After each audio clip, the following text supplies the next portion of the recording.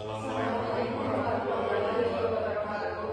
Perkenalkan kami dari kelompok 1 dengan materi modul 3 protokol STEM Modules. Dengan saya sendiri, Alberto Satrio Nugroho. Dan saya Fadila Ramadan.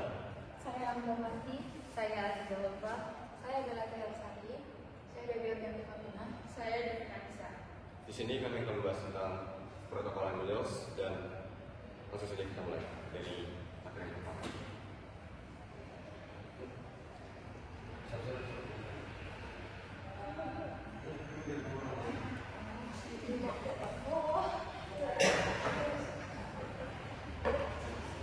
Nanti dekat nanti.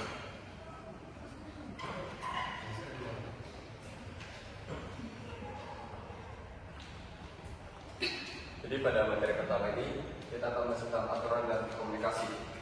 Next.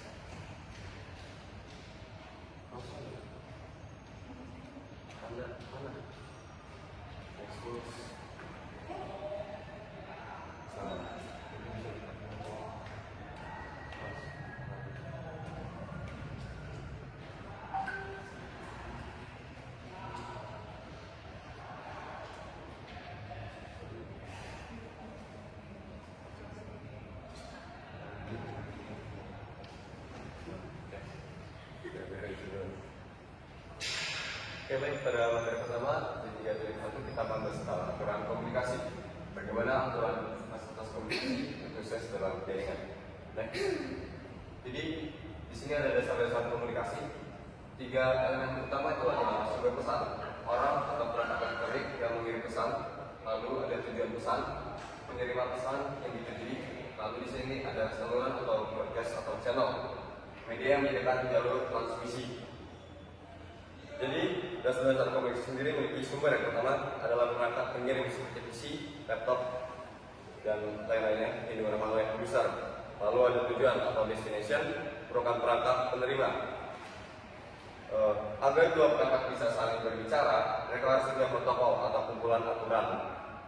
Tanpa aturan, data pengirim hanya dapat dianggap sampah oleh penerima protokol aturan. Lalu data sendiri diakomodasikan atau diatur. Yang pertama ada data seperti foto atau teks, tidak bisa langsung terbang melalui kabel data, diubah dulu menjadi encoding atau decoding. Encoding sendiri adalah proses mengubah bit 0 dan 1 menjadi pola suara, cahaya atau impulsif listrik agar bisa lewat media, lalu diubah menjadi decoding. Proses pengembalian pola tersebut menjadi data digital di sisi penerima. Lalu formatnya di-enkapsulasi. Enkapsulasi sendiri proses pembungkusan data dengan informasi tambahan seperti alamat IP dan asal tujuan supaya pesan tadi dapat tahu kemana perangkat itu pesan tersebut dikirimkan. Setiap lapisan layar jaringan akan menambah amplop baru di setiap data tersebut. Lalu data dipecah menjadi bagian kecil yang disebut segmentasi. Manfaatnya jika satu potongan rusak, cukup kirimkan dalam potongan saja, bukan seluruh file. Lalu di sini ada pengaturan waktu. Yang pertama ada flow control. Jangan mengirim data lebih cepat dari kemampuan penerima atau memprosesnya. Lalu yang kedua adalah proses timeout. Yang ketiga akses method. Terus yang ketiga ada tentang opsi pengiriman pesan. Yang pertama ada unicast, multicast, dan broadcast. Multicast sendiri adalah satu ke satu pesan pribadi. Lalu multicast itu adalah satu ke banyak orang ataupun ke grup. Broadcast itu satu ke semua atau lebih banyak dari multicast. Mungkin sekian dan dirincikan oleh rekan saya. Di sini saya ingin membacakan di 3.2 yaitu protokol jaringan. Jadi protokol jaringan adalah aturan atau standar yang digunakan agar perangkat komputer, server, router bisa saling berkomunikasi dalam jaringan. Seperti menggunakan kalau semua orang menggunakan bahasa yang sama, maka komunikasi akan lancar. Jika bahasanya yang berbeda, maka tidak saling mengerti. Jadi protokol adalah bahasa komunikasi antar perangkat jaringan. Kedua adalah fungsi protokol jaringan.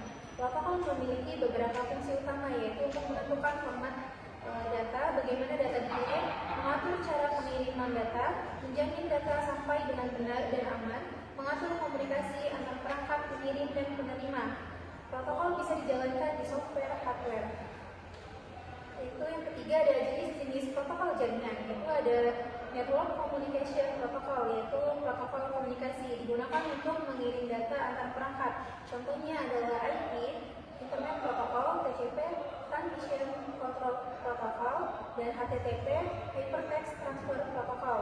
Yaitu fungsinya untuk memastikan data bisa dikirim dari satu perangkat ke perangkat lain.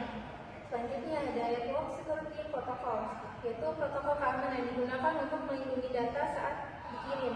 Fungsinya adalah autentikasi, yaitu memastikan identitas, enkripsi, mengamankan data, menjaga keutuhan data. Contohnya adalah SSH, SSL, dan TLS.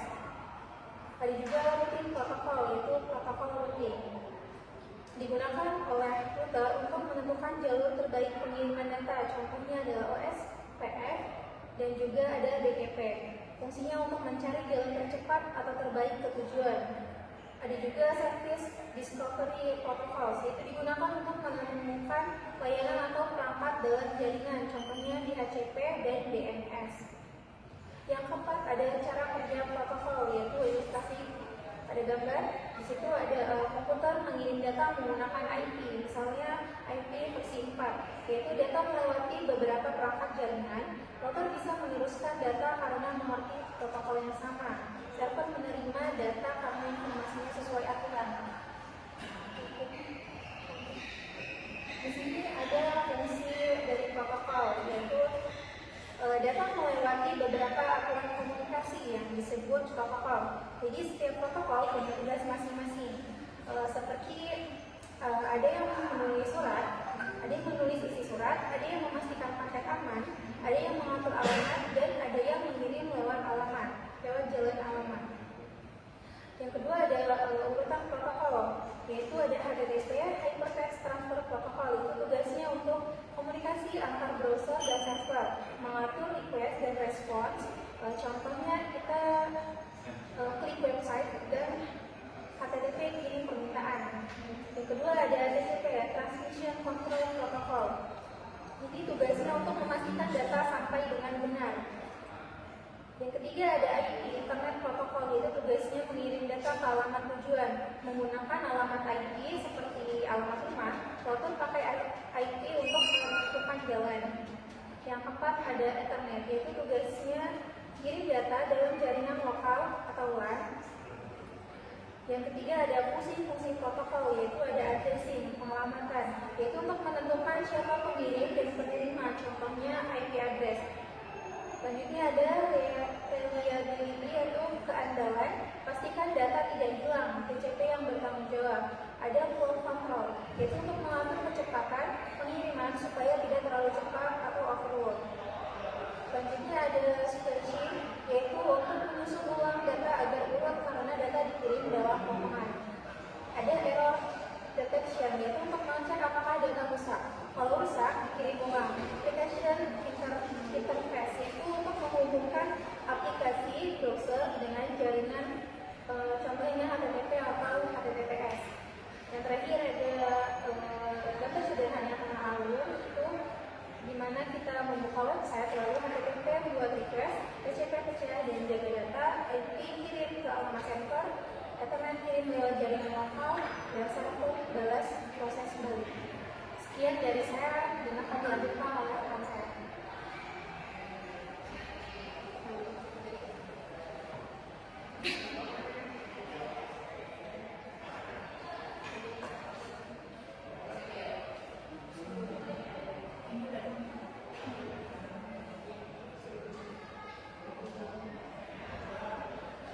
Di sini ada protokol SWIFT, yaitu sekumpulan protokol yang bekerja bersama dalam jaringan. Fungsinya mengatur cara data dikirim, diterima, dan diproses. Yaitu contohnya seperti ada TCP, IP yang dipakai di seluruh internet.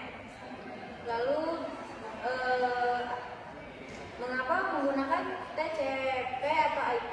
Yaitu karena fleksibel, bisa dipakai sebagai perangkat jadi standar internet dunia. Contohnya itu bisa browsing web,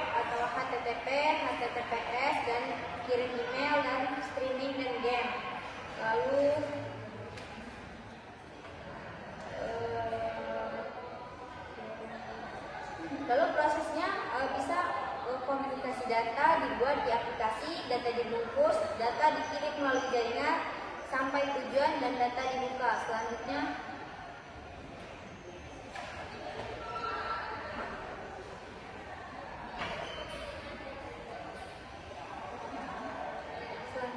yaitu ada standar organisasi. Yang pertama ada open standard atau standar terbuka. Standar terbuka adalah aturan atau spesifikasi yang bisa digunakan oleh siapa saja tanpa batasan. Tujuannya supaya perangkat dari berbagai vendor, misalnya Cisco, Microtik, bisa saling kompatibel. Contoh, internet bisa digunakan oleh semua perangkat karena menggunakan standar terbuka seperti TCP atau IP. Selanjutnya yaitu organisasi IEEE atau standar perangkat dan jaringan Wi-Fi Ethernet.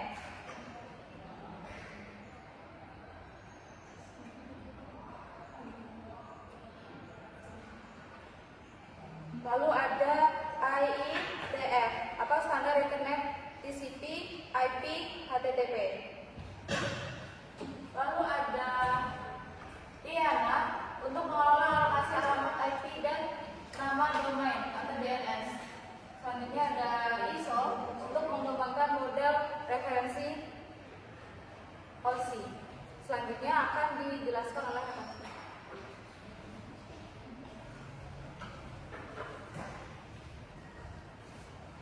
Saya ingin menjelaskan OSI vs TCP/IP conversion. Pertama, model OSI. Kerangka kerja teoritis ada di wilayah seperti ini: application layer, stasiun layer, session layer, transport layer, network layer, dan data layer. Yang ketujuh, basic layer. Terus dirancang oleh ISO untuk standarisasi, jarang diimplementasikan sepenuhnya, bagus untuk pendidikan dan troubleshooting. Model TCP/IP implementasi praktis ada 4 layer seperti aplikasi layar, kartu layar, host layar, internet layar, dan network asli layar. Berkembang dari penelitian ARPANET, standar internet dokumen RFC digunakan di jaringan dunia nyata. Kedua ini memakai public key, HTTP, SSL, NetBIOS, TCP, IP, dan RJ45. Kenapa keduanya penting? Pertama, OSI, kerangka troubleshooting yang kompresif, pemisah fungsi yang jelas. Yang ketiga, istilah vendor network netral vendor. Yang kedua, TCP/IP, standar backbone internet protokol di dunia nyata, langsung mapping ke arsitektur internet. Selanjutnya, pendekatan hybrid di jaringan modern, perencanaan. Gunakan OSI untuk perencanaan konseptual, implementasi. Gunakan TCP/IP untuk deploy aktual.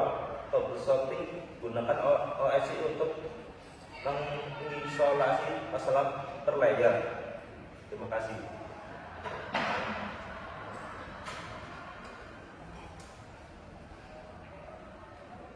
Di sini saya akan menjelaskan materi tentang enkapsulasi data. Yang pertama ada segmenting atau segmentasi. Data besar seperti video atau email tidak dikirim sekaligus dalam satu aliran itu karena akan menyebabkan antrean panjang dan delay pada jaringan. Solusinya adalah segmentasi, yaitu memecah data menjadi potongan-potongan kecil agar saluran komunikasi bisa digunakan secara bergantian oleh banyak perangkat. Yang kedua ada sequencing atau pengurutan. Karena data dipecah menjadi banyak bagian segmen, ada risiko data tersebut sampai di tujuan tidak ditentukan. Oleh karena itu, setiap segmen diberi nomor urut sequence number. Protokol TCP bertanggung jawab untuk memastikan segmen tersebut disusun kembali dengan urutan yang benar di sisi penerima. Kemudian itu ada protokol data unit atau PDU encapsulation. Saat data bergerak melalui lapis protokol stack, informasi kontrol ditambahkan di setiap level. Proses ini disebut enkapsulasi. Nama data berubah di setiap tahap. Segmen data lapisan transport TCP UDP. Paket data pada lapisan network atau IP.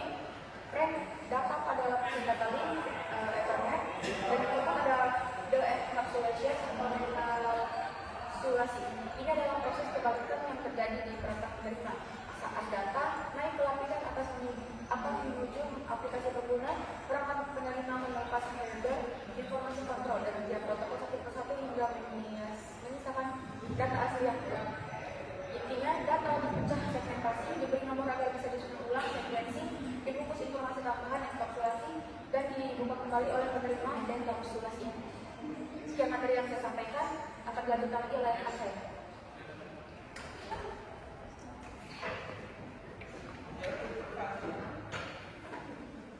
Nah, jadi di sini saya akan menjelaskan model 7 akses data, di mana pengalamatan jaringan logical address atau IP digunakan untuk pengiriman end-to-end dari sumber asli ke tujuan akhir.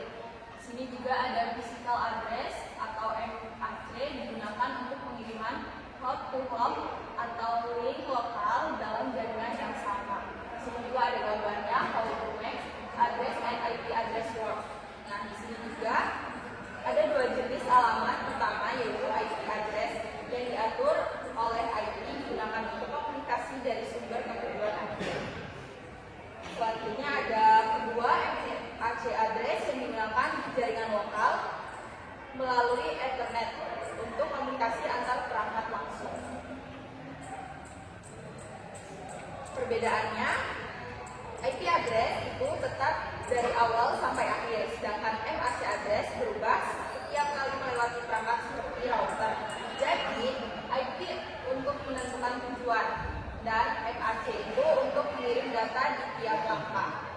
Nah, MAC address itu yang digunakan di jaringan lokal melalui Ethernet untuk komunikasi antar perangkat langsung. Segitu saja yang bisa saya sampaikan.